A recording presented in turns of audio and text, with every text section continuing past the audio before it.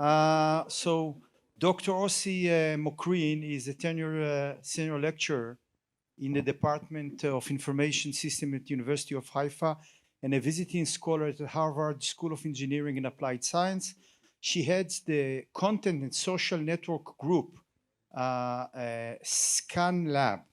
And OSI develops method based on information theory and cognition for extracting knowledge from unstructured and temporal data. OSI, please, thank you.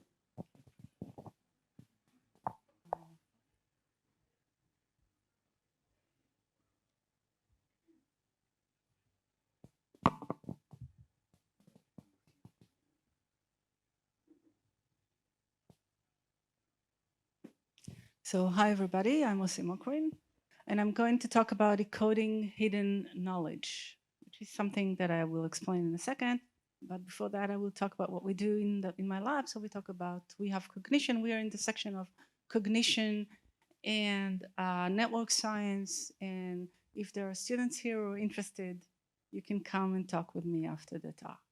So I will explain about how we do knowledge discovery using information theory, and then I'll talk about applications. So there's going to be the method, and then the nice applications that are to come. So I mentioned unknown knowns. So what is an unknown known? Well, Freud said that it's the missing, not conveyed, which is an integral part of the whole. And a lot of therapists are getting a lot of money to extract that out of people. So how do we extract it automatically? Let's take an example. Assuming I built, we built a recommender system for music. And we take it to our friends on a barbecue on a Sunday, and we're going over there, and one of our friends is trying it, and the system finds that our friend is really into early pop rock, but the friend doesn't have the Beatles on their list. So naturally, the recommender system would recommend the Beatles.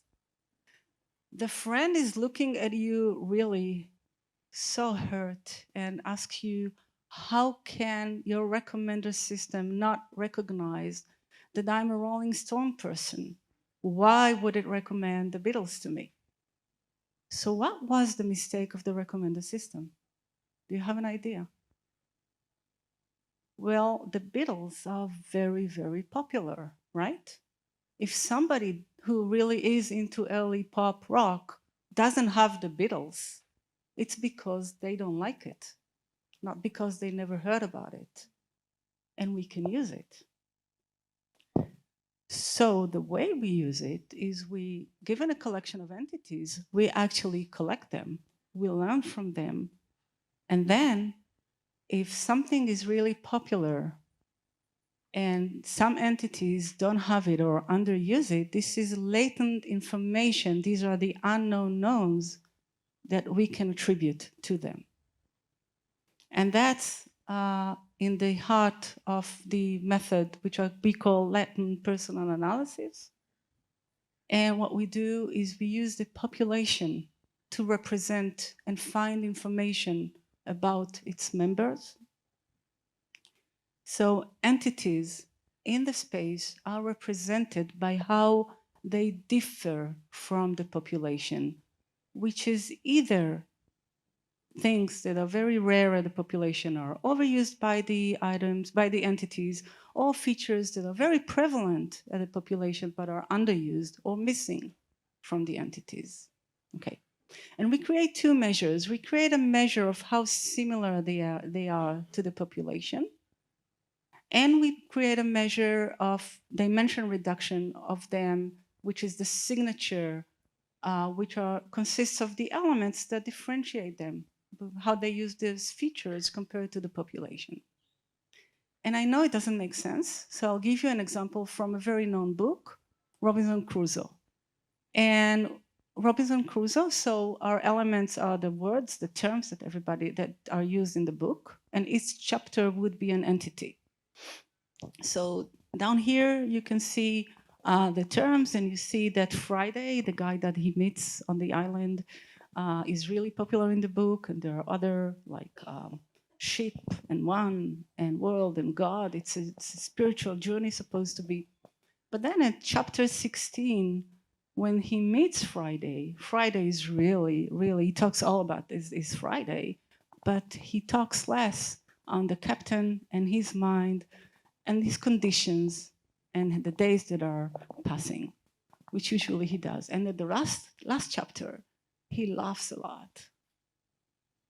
But it doesn't talk about God as much. So I'm not sure about the spiritual journey that we have there.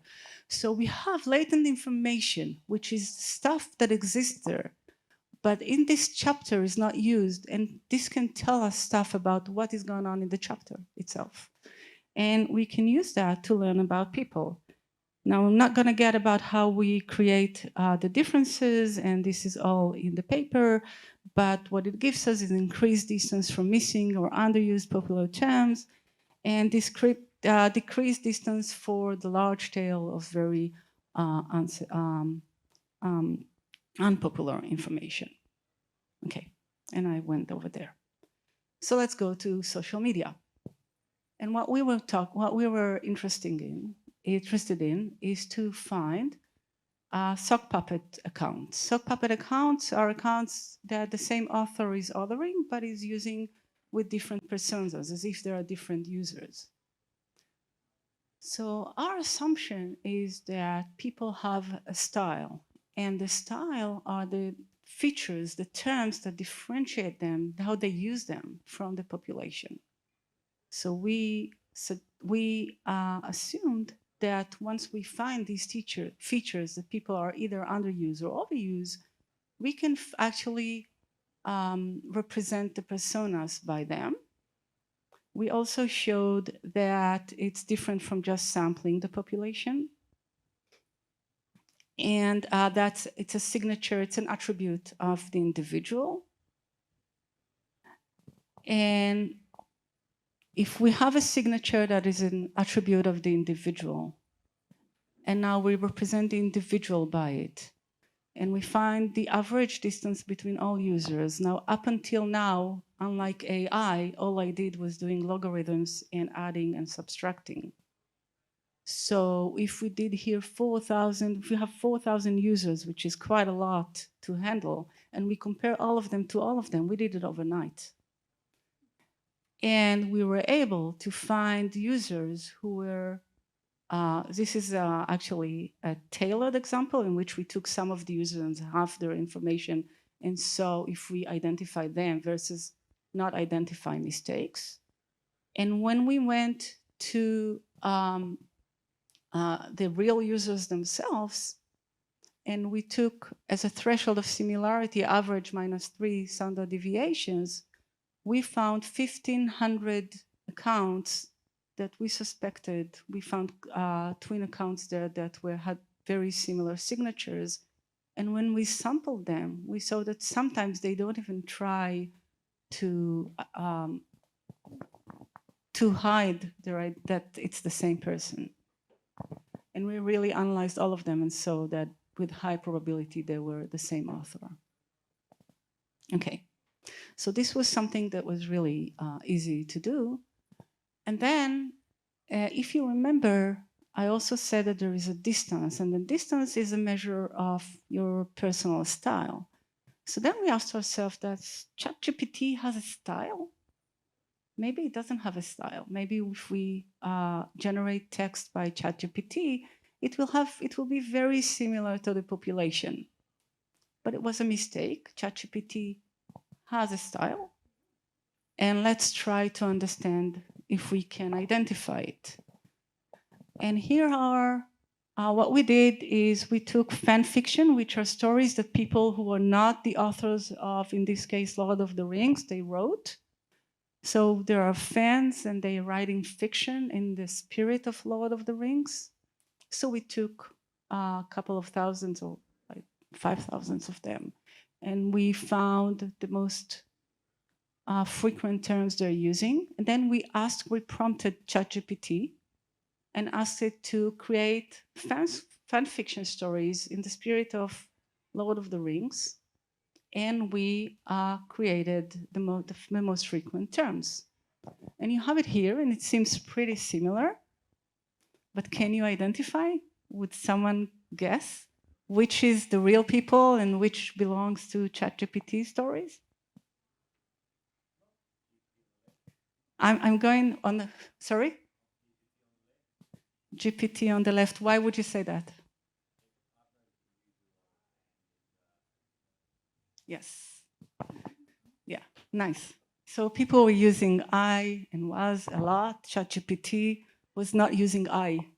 So we found it using LPI. I just show it like that here. And it used a lot of had and there rather than other words. And people use a lot of that. And then if we look at Harry Potter, and again, had and there actually is very distinctive. And people use I and you. But would it really work?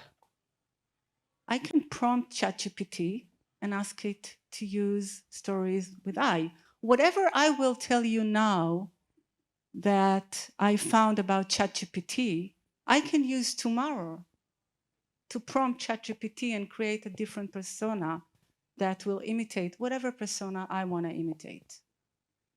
So it's not easy to find ChatGPT. So it really depends on the prompt that you give them, right?